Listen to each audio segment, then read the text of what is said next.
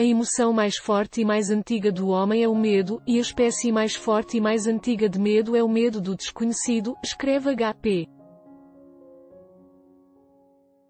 Lovecraft tem o horror sobrenatural na literatura, 1926, para argumentar em defesa dessas narrativas na literatura. Embora quase 100 anos tenham-se passado desde sua obra, esse estilo, mesmo contando com uma legião de fãs mundo afora, ainda sofre com o descaso da academia e da crítica enquanto género literário.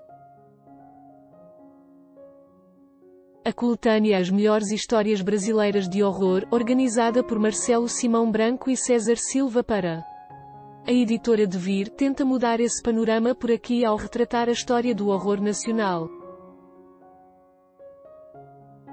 Reunindo contos de autores clássicos como Machado de Assis, João do Rio e Afonso Arinos, além de nomes contemporâneos como Roberto de Sousa Causo, Carlos Orsi e Márcia Cupstas, a antologia vem na esteira de um bom momento para o género no país. No cinema, As Boas Maneiras, de Juliana Rojas e Marco Dutra, O Juízo, de Andrusha Waddington, Morto Não Fala, de Denison Ramalho, e O Animal Cordial, de Gabriela Amaral Almeida, são apenas alguns exemplos de filmes nacionais que dialogaram com o horror e obtiveram certo sucesso, se não nas bilheterias, pelo menos com a crítica. Na literatura, ao menos 3 obras recentes reuniram narrativas de horror escritas por grandes autores, contos de assombro, Carambaia, traz penas de peso pouco associadas ao género, como Virginia Woolf, Émile Zola, Luigi Pirandello e Ivan Turgenev, contos macabros. Escrita fina, prioriza os nomes já estabelecidos do panteão nacional, como Aloísio Azevedo, Lima Barreto e Humberto de Campos, e contos clássicos de terror, Companhia das Letras, mescla brasileiros como Lígia Fagundes Teles a estrangeiros como Shirley. Nesse cenário, o mérito do livro organizado por Marcelo e César é mapear o horror nacional com uma seleção cronológica, perpassando várias décadas desde seus primórdios. O primeiro conto, A Vida Eterna, de Machado de Assis, data de 1870 até hoje, sendo o mais recente, Bradador, de Braulio Tavares, publicado em 2014. O recorte cronológico salienta o desenvolvimento dos temas, como foram mudando ao longo do tempo os interesses dos autores e a forma de retratar o horror, afirma Marcelo ao Estado. Ele pontua uma interessante peculiaridade do horror brasileiro: as histórias mais antigas bebiam das superstições do ambiente rural e, mais recentemente, começaram a refletir os temores da vida urbana. César detalha os principais assuntos abordados em ambos os casos. Na zona rural, monstros mitológicos que fazem parte do imaginário do homem do campo e seres importados das religiões de matriz africana ou mesmo das tradições indígenas. Já no espaço urbano, surge a questão da violência, principalmente de cunho sexual, mas também a violência cotidiana, a polícia, traços de psicopatia, brigas entre vizinhos, o trânsito. Autores ainda mais recentes começaram a trabalhar com as lendas urbanas também, explica o organizador. O caldo cultural brasileiro é rico, entre outros aspectos, por sua diversidade religiosa, o que se reflete na produção nacional de horror. À medida que se invade o espaço do sobrenatural, lidando com fantasmas, espíritos, monstros, você está naturalmente mexendo no mesmo substrato religioso, então os conceitos surgem naturalmente, explica César. Para Marcelo, o horror se estabeleceu mais firmemente no país como um género juntamente com a fantasia e a ficção científica. Vários dos autores presentes na antologia transitaram por esses universos, aliás, principalmente nos anos 1950, quando uma série de antologias foram lançadas.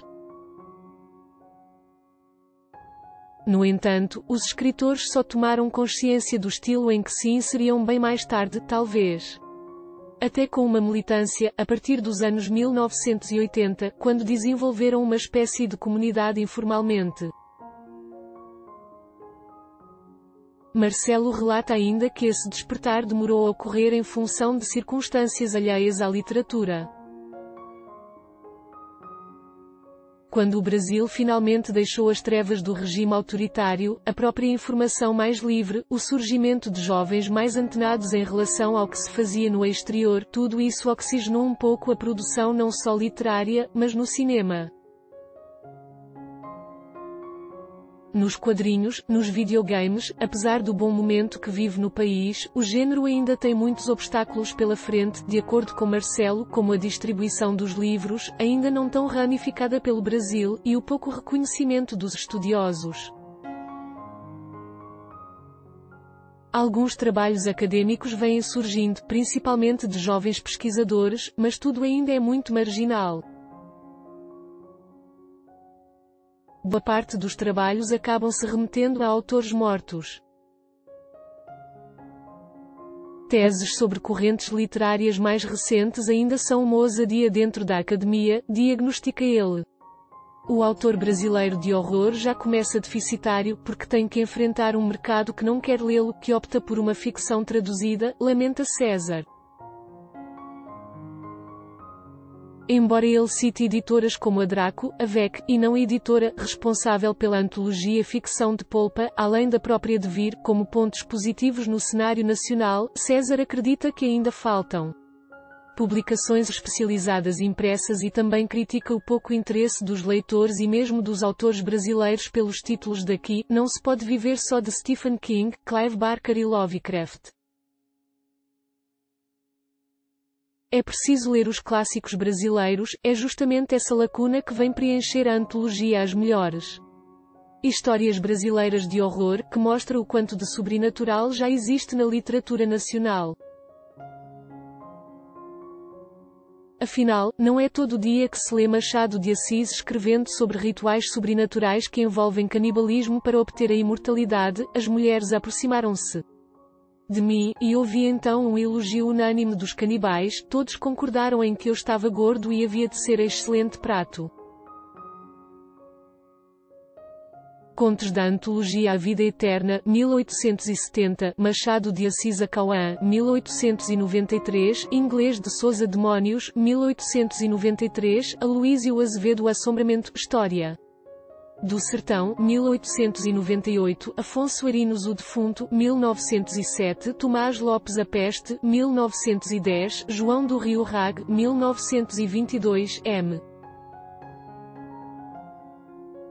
De Abreu Espelho, 1938, Gastão Cruz Tuj, 1965, Walter Martins Gepeto, 1987, Márcia Cupstas Bença, Mãe, 1992, Júlio Emílio Brás Solo Sagrado, 1995, Carlos Orsi Trem de Consequências, 1995. Roberto de Sousa Causo Fascínio, 1997, Tabajara Ruas Os Internos, 2007, Gustavo Farão Bradador, 2014, Braulio Tavares. As informações são do jornal O Estado de S. Paulo.